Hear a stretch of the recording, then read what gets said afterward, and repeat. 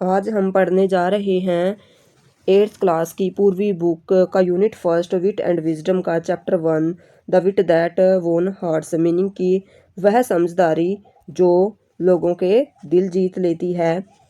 इस चैप्टर में हम जानेंगे कि कैसे तेनालीराम, जो कि बहुत ही चतुर, मजाकिया और बुद्धिमान थे, अपनी इस समझदारी और चालाकी से वह बहुत ही बड़ी गलतफहमी को चालाकी और समझदारी से सॉल्व कर देते हैं। यह कहानी राजा कृष्णदेव राय और रानी तिरुमल्लाम और तेनालीराम के बीच की है। राजा और रानी के बीच में कुछ मतभेद हो जाते हैं और गलतफहमी हो जाती है, जिससे राजा और रानी दोनों ही दुखी हो जाते हैं। वो काफ़ी दिन तक आपस में बात नहीं करते।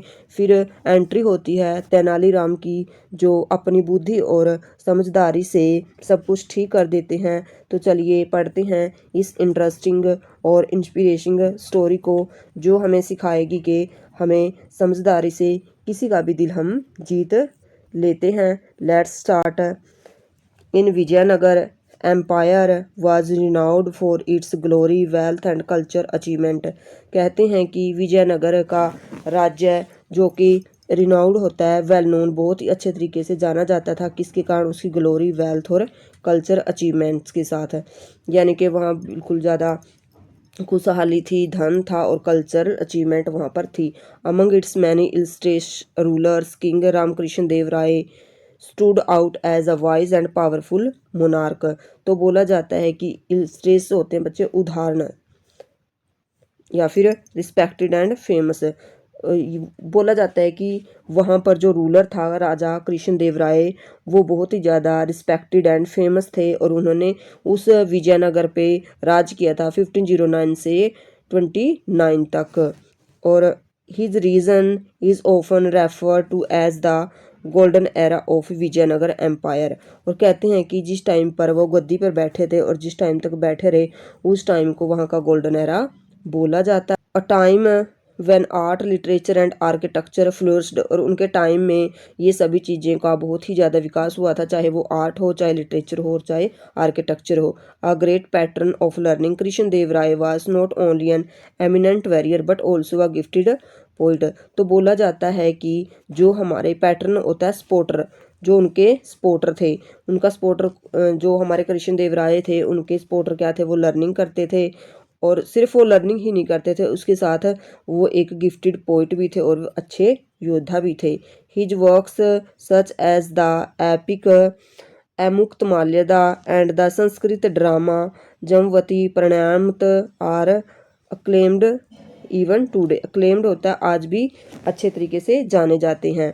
यानी कि वो जो कृष्णदेव राजा था हमारा, उन्होंने एक एपिक भी, महाकाव्य भी लिखा था जिसका नाम था एमुक्तमाल्यदा, और संस्कृत में एक ड्रामा भी लिखा था जिसे हम बोलते हैं जमवती प्रणयाम। और इसके आगे हम देखते हैं कि यहाँ पर जैसे पिक्चर है, यहाँ पे जो उसके राज्य में अष्ट दिग्गज थे वो बैठे हुए हैं और साथ में हमारे जो राजा हैं वो भी यहाँ पर बैठे हुए हैं अपने थ्रोन पे।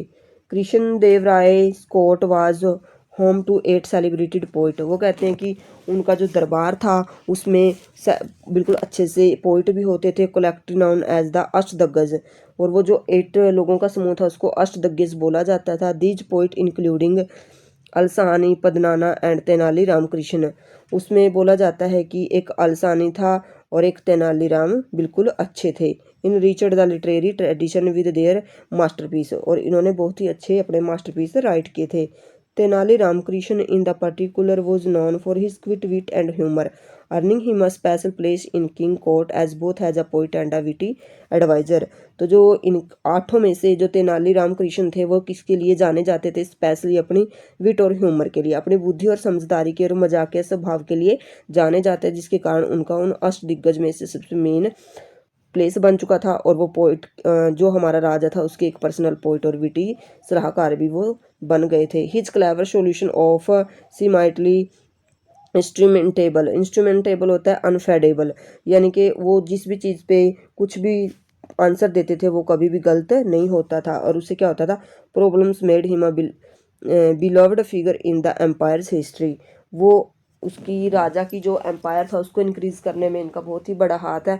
चाहे कोई भी मुसीबत आ जाती थी वो उसी टाइम उसका सॉल्यूशन कर देते थे। Even the wisest ruler face moments of disharmony, कहते हैं कि चाहे कितना भी बड़ा राजा हो क्यों ना हो, कोई कितना ही समझदार या कितना ही चालाक क्यों ना हो, कभी ना कभी तो हर एक की लाइफ में मुसीबतें आती हैं। And at one such time the king had a quarrel with his queen, और ऐसी ही एक मुश्किल आई थी कृष्ण देव राय के लाइफ में भी। तो उनका उनकी वाइफ के साथ झगड़ा हो जाता है जिसका नाम है तिरुमल्लम ओवर अ सीमाइटली ट्राइबल मैटर, और एक छोटी सी चीज़ पे ट्राइबल होता है अनइम्पोर्टेंट, बिना मतलब की बात पे उनका झगड़ा हो जाता है। For week he did not utter a single word to her, और फिर राजा क्या करता है कई कई दिनों तक, कई वीक तक भी अपनी रानी से एक भी बात नहीं करता।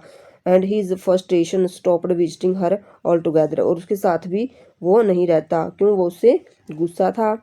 His absence cast a shadow over the place and the once cheerful corridor seemed quiet and forlorn। forlorn होता है lonely, और जब राजा अपने महल में नहीं आता था, सारा दिन बाहर रहता था, तो उसकी छाया भी वहाँ पर नहीं पड़ती थी। जो दरबार हमेशा भरा रहता था, बिल्कुल अच्छा सजा सजाया रहता था, अब वो कैसा हो गया था, क्वाइट, बिल्कुल शांत और लोनली हो गया था, क्योंकि अब महल में जो हमारी रानी थी वो अकेली ही रहती थी। तिरुमल्लालम डिस्ट्रॉट एंड अपसेट, वो क्या हो गई थी, डिस्टॉफ हो गई थी। डिस्टॉफ होता है एक्सट्रीमली सैड, वो बहुत ही ज़्यादा सैड हो गई थी और अपसेट रहती थी। Tried her best to resolve the issue but failed, वो हर टाइम सोचती थी कि जो ये हमारे बीच में झगड़ा हुआ है इस इशू को मैं ख़त्म करूं, लेकिन वो हर बार फेल हो जाती थी। विद नो अदर अल्टरनेटिव, उसके पास कोई अल्टरनेटिव नहीं था। She decide to seek the help of Tenali Ram, तो फिर वह सोचती है कि क्यों ना मैं तेनाली राम से हेल्प लूँ। The court brilliant and VT poet, वो तो हमारे राजा दरबार का सबसे ब्रिलियंट और वीटी पोइट है। Rama listen patiently as the queen recounted the incident in detail, फिर क्या रानी क्या करती है, तेनालीराम को बुला लेती है और जो चीज़ उन राजा और रानी के बीच में हुआ था वो सब कुछ बातें उसको डिटेल से बताती है। तो रानी कहती है the king wrote a poem she began, तो रानी यहाँ से शुरू करती है कि राजा ने एक बार एक पोइम राइट करी थी। हर वॉइस ट्रम्बलिंग, और उनकी आवाज़ थी जो कांप रही थी। It was filled with vague expression, vague होता है अनक्लियर, और जब वह पोइट को सुना रहे थे तो उनके एक्सप्रेशन वो अनक्लियर से थे, बिल्कुल नहीं लग रहा था उसमें किस किस चीज़ का जिक्र था जो उन्होंने पोइम राइट की थी राजा ने। Sun, moon, star, beautiful sky, but it made no sense, but उस जो पोइम राजा बोल रहे थे उसका कोई सेंस नहीं था। When he tried reciting to its his ministers they all avoided him, और वो कहती है कि पहले वो अपने मंत्रियों से सुना रहे थे लेकिन सभी मंत्री अवॉइडेड उनको कर देते थे, मेकिंग एक्सक्यूजेज, और बहाने बना देते थे। It was the late evening, उस टाइम लेट इवनिंग थी। When he came to me, जब वह मेरे पास आए थे। शीकिंग एन ऑडियंस, ऑडियंस को वो देख रहे थे कि कोई मेरी पोइम सुने। He began reciting it to me, और उन्होंने मेरे सामने उस पोइम को सुनाना शुरू कर दिया। But I was so excused after a tiring day, और वो रानी कहती है एक्सक्यूज्ड होता है थकना, और वो कहती है कि उस दिन मेरा थकावट वाला दिन था, मैं भी बिल्कुल थक चुकी थी। दैट आई योन्ड, और मेरे को जुबाही आ रही थी। Not once but several time, एक ही जुबाही नहीं आई, तो कहती कि वो मेरे को सेवरल टाइम आती रही। The king thought I was disrespecting his poem, और राजा को लगा कि मैं उनकी डिसरिस्पेक्टिंग कर रही हूँ, उनकी पोइम की भी डिसरिस्पेक्ट कर रही हूँ। And stormed off, since then he has not spoken to me, लेकिन वह उस टाइम तो मेरे को कुछ नहीं बोल सके। If I had known his would happen I would have chosen another day, मैंने उनको बोला था कि मैं किसी और दिन सुन लूँगी, लेकिन राजा ने मेरी एक नहीं सुनी। Help me please Rama, only you can help the king understand, only Tenaliram, एक तुम ही हो जो राजा को इन सब बातों की को समझा सकते हो, मैं बहुत ही बड़ी दुविधा में हूँ। यहाँ पर भी हम देख सकते हैं कि ये रानी है और ये तेनालीराम है। रानी अपनी सारी बातें तेनालीराम को समझा रही है और तेनालीराम उन बातों को अच्छे से समझ भी रहे हैं। फिर आगे देखो क्या होता है। रामा नोडेड थॉटफुली, तो रामा बिल्कुल सोच समझ के अपनी गर्दन हिलाता है। If you like I will try my best to resolve this matter, तो कहते हैं कि अगर आप इच्छा जाहिर करती हो, आपको पसंद है, तो मैं सोच सकता हूँ या फिर मैं एफर्ट्स कर सकता हूँ इस प्रॉब्लम को सॉल्व करने के लिए। योर हाईनेस, आपकी जय हो महारानी। But this needs a well planned approach and I may need time to find the right strategy, तो कहते हैं कि इसको इस मैटर को मैं अभी नहीं सुलझा सकता, इसके लिए मेरे को वेल प्लान्ड अप्रोच करनी होगी और मेरे को स्ट्रेटजी बनानी होगी, जिससे मैं इसको टाइम पे ही आके राजा को इसके बारे में बताऊंगा। The queen who had placed her last hope in Rama agreed and thanked him profusely. तो फिर जो रानी थी उसकी एक ही होप थी रामा की, तेनालीराम ही मेरी प्रॉब्लम को सॉल्व कर सकता है। वह उससे एग्री हो जाती है और फिर राजा को थैंक यू भी बोलती है। द नेक्स्ट मॉर्निंग, अगले दिन क्या होता है, the royal court was bustling with activity, ministers, scholars and courtiers fill the court room. तो कहते हैं कि अगले दिन क्या हुआ, बस्टिंग होता है बिजी, वो सभी बिजी थे अपनी एक्टिविटी में। कौन मिनिस्टर थे, चाहे स्कॉलर थे, चाहे कोर्टरी थे, और वो अपनी उसमें जो उनका दरबार था वो भरा हुआ था इनसे। Yeats intricately carved pillars towering towards the high ceiling. Rays of sunlight streamed through the open window, illuminating the floor adorned with exquisite rugs. तो इसमें बताया गया है कि जो राज्य दरबार था वो कैसे सजा हुआ था। वहाँ पिलर्स थे जो बहुत बड़े हाई थे, दीवारें, वो हाई छत थी, उनकी सीलिंग होता है, छत थी जो बहुत ऊंचे पे थी, और सन की जो रेज थी वहाँ विंडो पे गिर रही थी। और वहाँ से क्या हो रहा था, एग्जीक्यूटिव होता है फाइन एंड अट्रैक्टिव, और उनका रग्स जो मैट थी वो बहुत ही ज़्यादा अच्छी थी। Despite the lively chatter attention hung in the air, चाहे वहाँ का माहौल था, जो सीन था बहुत ही अच्छा था, लेकिन फिर भी जो हवा थी वहाँ पे एक टेंशन सी फैली हुई थी। The king sat on the ornate throne, ornate होता है डेकोरेटिव, जो राजा थे वो बहुत ही सजे हुए अपना जो थ्रोन था उस पर बैठे हुए थे। His expression stern, his sharp eyes scanning the room, और जो उनके एक्सप्रेशन थे वो स्टीर्न थे, और उनकी जो शार्प सी आंखें थी वो यहाँ वहाँ रूम को देख रही थी। It was evident that the unresolved quarrel still gnawed at him, और ये सब उसके एक्सप्रेशन से हम देख सकते थे कि ये इस चीज़ की एविडेंट था कि उनका जो क्वारल है राजा और रानी के बीच में वो अभी भी अनरिसोल्वड है, और वो नेव्ड होता है बोथर्ड, और जिसके कारण वो बिल्कुल सैड हमें दिखाई दे रहे थे। The court discuss the court discussion was centers on improving paddy cultivation in the empire, और फिर जो राज्य में एक बात चलती है कि पैडी जो धान की खेती है वो कैसे कैसे हम उसको इम्प्रूव कर सकते हैं। One by one the minister rose there present their ideas, और एक के बाद एक जितने भी वहाँ पे मिनिस्टर बैठे हुए थे वो अपना अपना वहाँ पे बेस्ट दे रहे थे। Some suggest expanding irrigation network while others advocate for better manure, तो जैसे कुछ कह रहे थे कि हमें जो एरीगेशन है यानी कि जो हम सिंचाई करते हैं उसको एक्सपेंड कर देना चाहिए, वहीं पर दूसरे लोग थे जो किस हक में बोल रहे थे हमें बेस्ट मैन्यूर यानी कि बेस्ट खाद हमें डालनी चाहिए।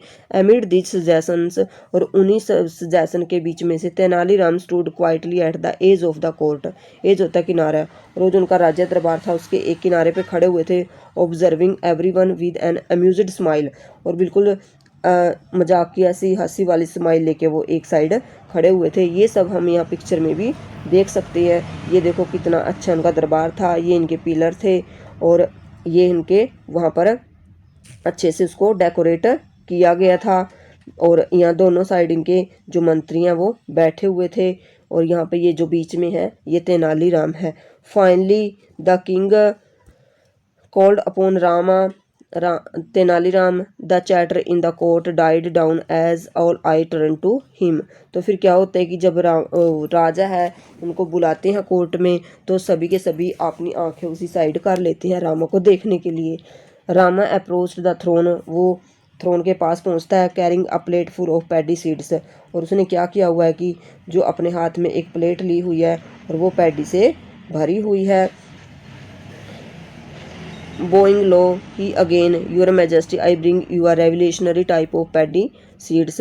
तो झुक बोइंग लो होता है नीचे की तरफ झुकते हुए, वह अपनी जो स्टेटमेंट है उसको स्टार्ट करता है और कहता है कि योर मैजेस्टी, मैं आपके लिए एक रेवल्यूशनरी पैडी सीड्स लेके आया हूँ। इफ़ दीज आर शोन, अगर इनको बोया जाता है, द याइल्ड होता है फसल, will be 3 times greater than the current result, जो बीज हम यूज कर रहे हैं अभी, जो उनकी झाड़ होता है या फिर वो जो फसल हमें मिलती है उससे 3 गुना ज़्यादा फसल ये देंगे। इस तरह का बीज मैं यहाँ पे लेके आया हूँ। अमरमर स्वेप्ट थ्रू द रूम, और और एक फुसफुसी सी वहाँ पर स्टार्ट हो जाती है, एक दूसरा के कानों में कुछ बोलते हैं। One of the courtiers known for his scepticism, और कई लोग तो इसकी मोकरी यानी कि मजाकिया स्वभाव को जानते थे, वो सोचते हैं कि ये अभी भी मजाक कर रहा है।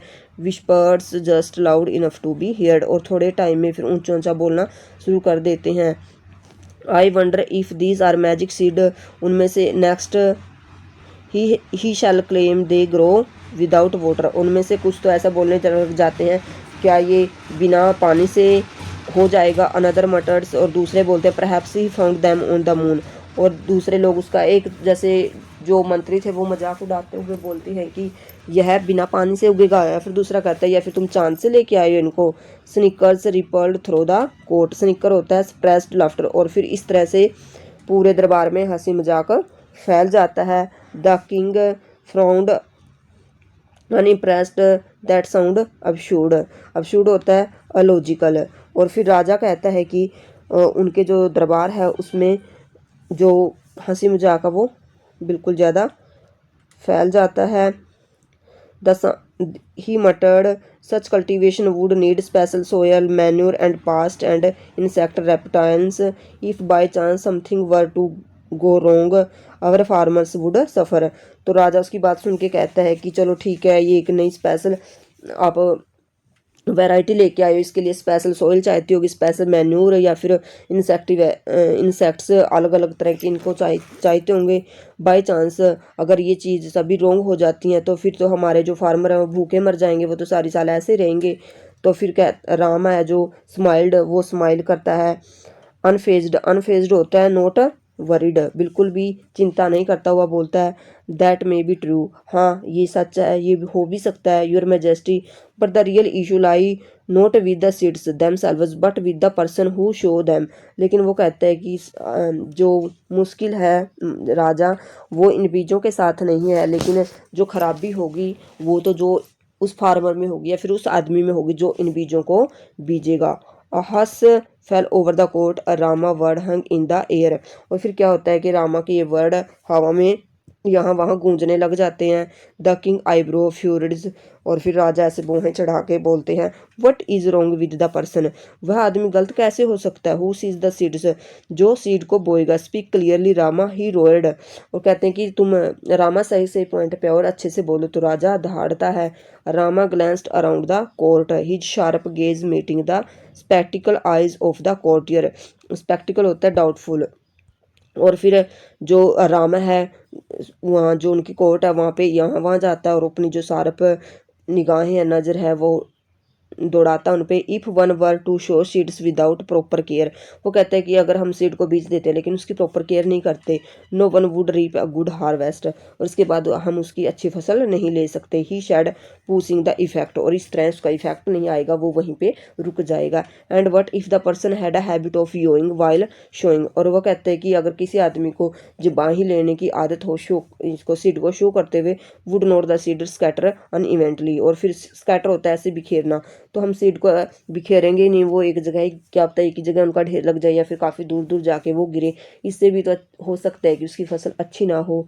द कोर्ट रिप्टेड इनटू लाफ्टर, और फिर जो कोर्ट का जो दरबार था वो उसका माहौल जो लाफ्टर में बदल जाता है। The earlier scepticism replaced by genuine amusement, और फिर जो मजाकिया वहाँ पर चल रहा था उनका दरबार में, हंसी मजाक पे चल रहा था, जो कोई भी सीरियस नहीं ले रहा था, अब रियल में सीरियस मैटर पे वो आ जाते हैं। Even the king caught off guard sighed and eventually yawned, और राजा कहता है, वो तेनालीराम कहता है चाहे राजा हो, चाहे गार्ड हो, चाहे देखने वाला हो, कोई भी हो, कोई भी जवाही ले सकता है। Rama watched him keenly then countered your majesty is there anyone in the world who does not yawn, तो राजा वो कहता है कि हाँ कोई भी हो सकता है, आप मेरे को बताओ राजा जी कि यहाँ पर कोई भी ऐसा आदमी है जिसने, या फिर धरती पे कोई आदमी है जिसने कभी भी कोई जुबाही न ली हो। It is as natural as breathing, ये तो ऐसे ही नेचुरल है, जैसे हम सांस लेते हैं ऐसे ही जुबाही लेते हैं, जैसे हम सांस को नहीं रोक सकते ऐसे ही हम जुबाही को भी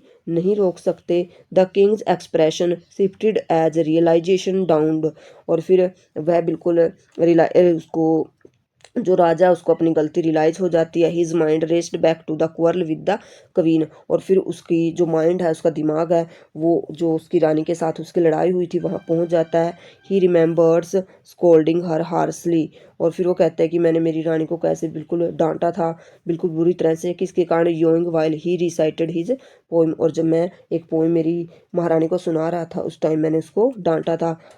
ही realised how unfair he had done, तो कहते कि मैंने उसके साथ कितना गलत किया। If I had know that yawning was not a sign of disrespect, अब मेरे को पता चल गया है कि जो जुबान ही लेना है ये बिल्कुल भी डिसरिस्पेक्ट वाला काम नहीं है। I would not have taken her gesture, gesture होता है अ मूवमेंट ऑफ हैंड और had expression and idea of meaning. अब मेरे दिमाग में या फिर मन में एक आइडिया आया, सो पर्सनली ही thought regret feeling his heart, अब मेरा मन में पछतावा भर गया, अब मेरे को रानी के पास जाना होगा और उनसे माफ़ी मांगनी होगी। और यहाँ पे देखो हम राजा और रानी को बिल्कुल हैप्पी मूड में देख सकते हैं।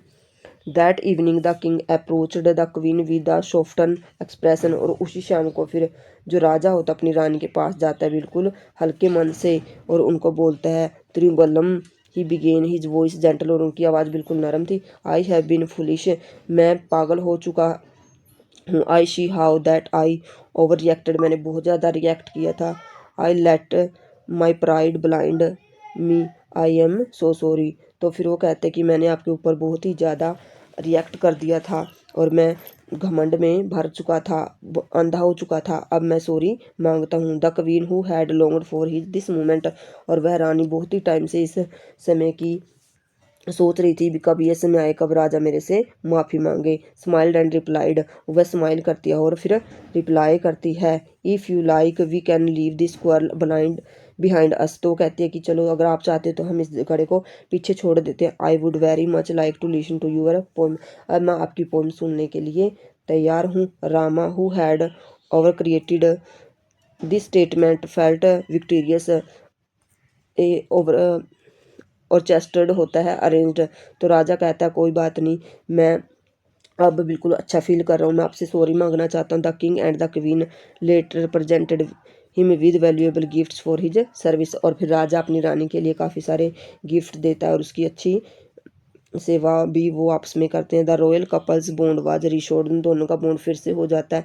And the palace brimmed, brimmed होता है ओवरफ्लोड, यानी कि विकास हो जाता है उनका once again with joy and laughter, और फिर दोनों का वही बॉन्ड जो जिसमें वो जॉय और हंसते खेलते थे फिर दोबारा से वो बिल्कुल खुश हो जाते हैं। और फिर यहीं से जैसे ये देखो यहाँ पर हम देख सकते हैं कि वो दोनों बहुत ज़्यादा खुश हैं, और यहाँ पे आके हमारा जो चैप्टर है वो उसका एंड हो जाता है। तो इस तरह से हमने देखा कि स्टोरी बहुत ही हंसी मजाक वाली और समझ देने वाली है।